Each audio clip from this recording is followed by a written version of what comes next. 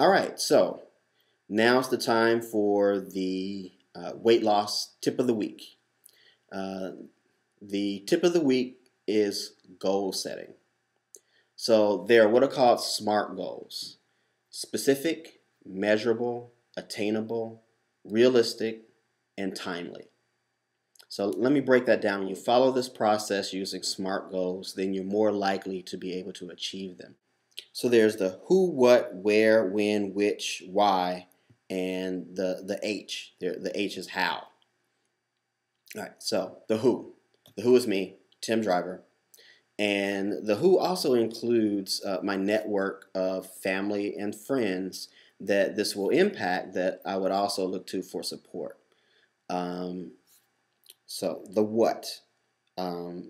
So basically what I'm going to do is challenge myself to lose weight over the next 52 weeks. I have a wider variety of wear with regards to working out.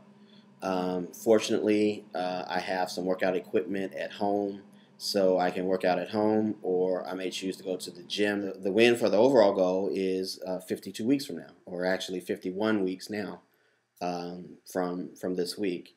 The win for the steps could be, when will I take my vitamins? Will I take my vitamins consistently at a specific time every day? There's the when I choose to work out. And do I work out better in the mornings, in the afternoons, or in the evenings? Am I going to work out consistently at a certain time? The next question is which. So for me, that is, which diet program am I going to use? Am I going to use the Ideal Health and Trump Silhouette Solution? Am I going to use Nutrisystem? Am I going to do the South Beach diet? Am I going to do Slim Fast or what have you? So, that's kind of the which. And there's also the which types of exercises am I going to do? Am I going to do, the treadmill, the elliptical machine, the bike or the recumbent bike? Am I going to use free weights, or I'm going to use the weight machines? So, that involves the which. And then there's the why. Why am I doing this? I want to do this primarily because I need to get into shape, and I need to make sure that I reverse the metabolic disorder that I have. I want to live long. I want to live healthy and have a happy life with my family. And part of that is making sure that I start now to take care of myself. Another part of the why is from a genetic standpoint. Men in my family have died early, many of them in their 40s and 50s.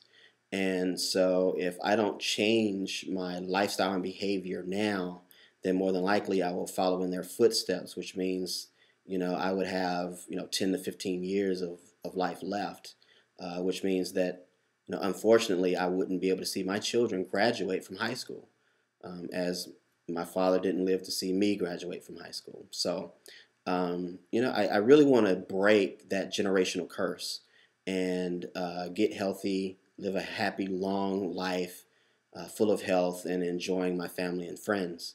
So this is why this is important to me. The more important thing is living a more fulfilling, healthy life, and so that's why I'm doing this. All right, so now let's get on to measurable. All right, so I am going to measure my steps along the way to track my progress. And that's important to measure along the way because you might have to make some tweaks to your plan.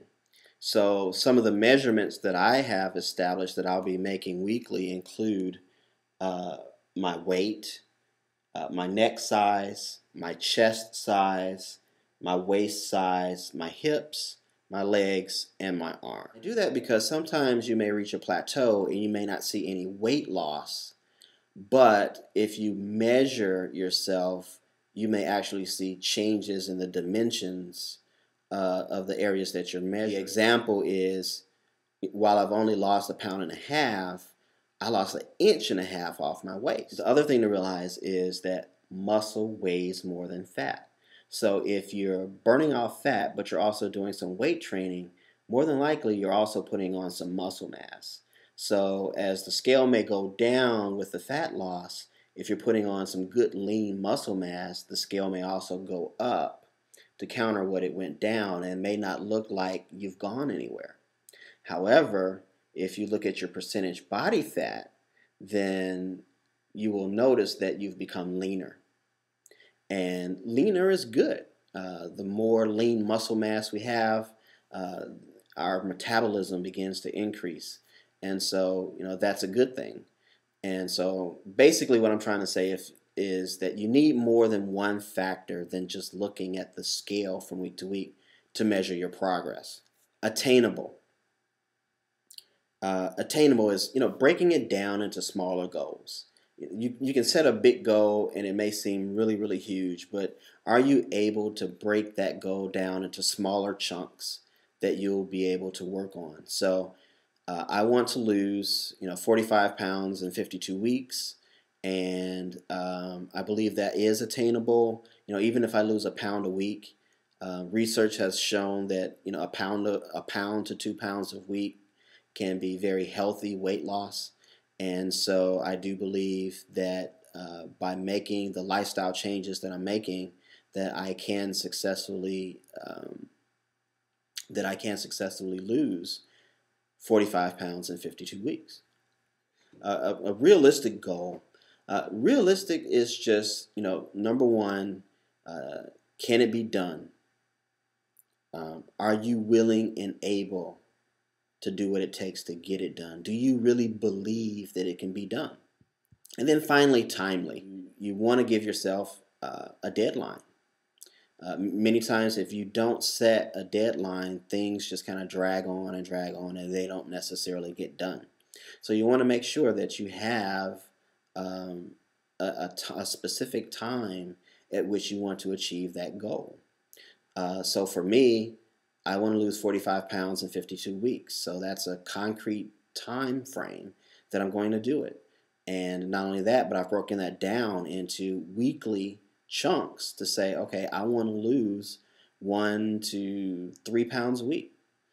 And so, I'm going to check in on that every week and see how I'm progressing towards my goal.